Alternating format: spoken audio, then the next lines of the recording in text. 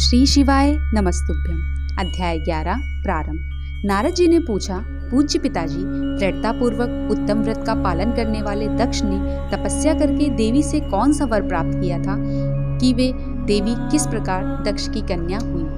ब्रह्मा जी ने कहा, नारद, तुम धन्य हो। इन सभी मुनियों के साथ भक्तिपूर्वक इस प्रसंग को सुनो। मेरी आज्ञा पाकर उत्तम बुद्धि वाले महाप्रजापति दक्ष ने क्षीर सागर के उत्तर तट पर स्थित हो देवी जगदम्बिका को पुत्री के रूप में प्राप्त करने की इच्छा तथा उनके प्रत्यक्ष दर्शन की कामना के लिए उन्हें हृदय मंदिर में विराजमान करके तपस्या प्रारंभ की। दक्ष ने मन को संयम में रखकर दृढ़तापूर्वक कठोर व्रत का पालन करते हुए शौच, संतोष आदि नियमों से युक्त हो 3000 दिव्य वर्षों तक तप किया।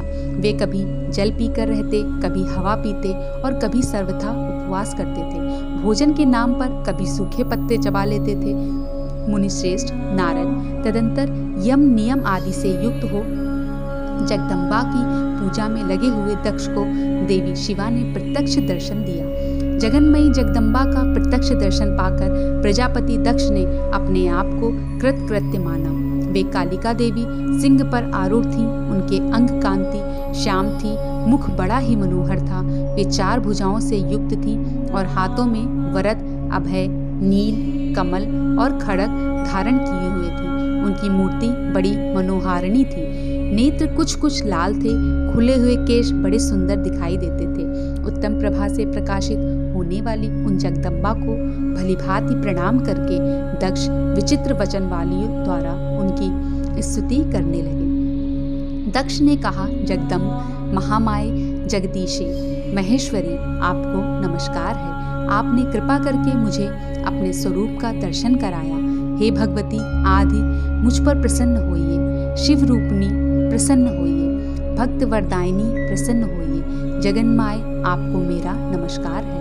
ब्रह्मा जी कहते हैं, मुनि, संयत चित्त वाले दक्ष के इस प्रकार स्तुति करने पर महेश्वरी शिवा ने स्वयं ही उनके अभिप्राय को जान लिया। तो भी दक्ष से इस प्रकार कहा, दक्ष, तुम्हारी उस उत्तम भक्ति से मैं बहुत संतुष्ट हूँ। तुम अपना मनोवांछित वर मांगो। तुम्हारे लिए मुझे कुछ भी अदेह नहीं। जगदम्बा की यह बात सुनकर प्रजापति दक्ष बहुत प्रसन्न हुए। उन शिवा को बारंबार प्रणाम करते हुए बोले। दक्ष ने कहा, जगदम्ब, महामाये, यदि आप मुझे वर देने के लिए उद्यत हैं तो मेरी बात सुनिए और प्रसन्नता पूर्वक मेरी इच्छा पूर्ण कीजिए।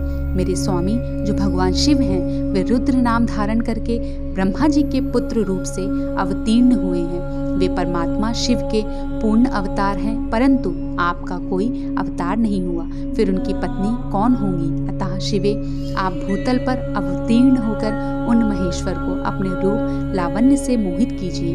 देवी, आपके सिवा दूसरा कोई स्त्री रुद्रदेव को कभी मोहित नहीं कर सकती। इसलिए आप मेरी पुत्री होकर इस समय महादेव जी की पत्नी होइए। इस प्रकार सुंदर लीला करके आप हर मोहिनी भगवान शिव की मोहित करने वाली बनिए।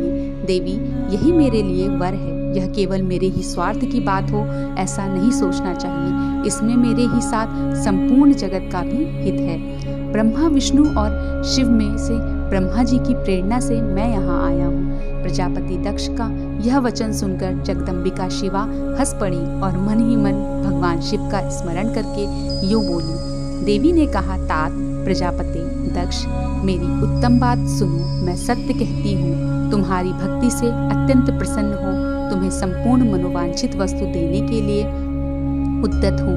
दक्ष, यद्यपि मैं महेश्वरी हूँ तथापि तुम्हारी भक्ति के अधीन हो तुम्हारी पत्नी के गर्भ से तुम्हारी पुत्री के रूप में अवतीर्ण होंगी, इसमें संशय नहीं है। अनग मैं अत्यंत दुस्सह तपस्या करके ऐसा प्रयत्न करूंगी जिससे महादेव जी का वर पाकर उनकी पत्नी हो जाऊं। इसके सिवा और किसी उपाय से कार्य सिद्ध नहीं हो सकता, क्योंकि वे भगवान सदाशिव सर्वथा निर्विकार हैं। ब्रह्मा और विष्णु के भी सैव्य हैं तथा नित्य परिपूर्ण रूप ही हैं। मैं सदा उनकी दासी और प्रिया हूँ। प्रत्येक जन्म में वे नाना रूपधारी शंभु ही मेरे स्वामी होते हैं।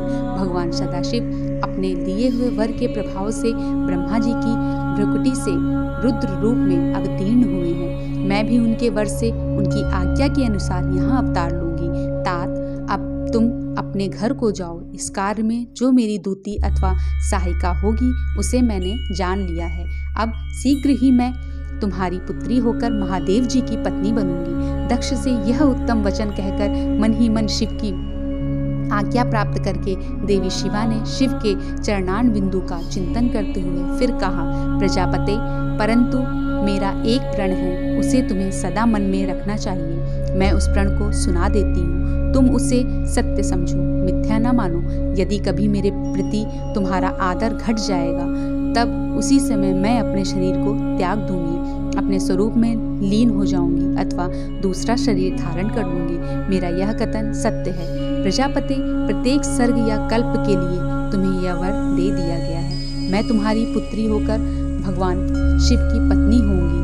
मुख्य प्रजापति दक्ष से ऐसा कहकर महेश्वरी शिवा उनके देखते देखते ही वहां अंतर्धान हो गई। दुर्गा जी के अंतर्धान होने पर दक्ष भी अपने आश्रम को लौट गए और यह सोचकर प्रसन्न रहने लगे कि देवी शिवा मेरी पुत्री होने वाली हैं। अध्याय 11 समाप्त। श्री शिवाय नमस्तुभ्यम।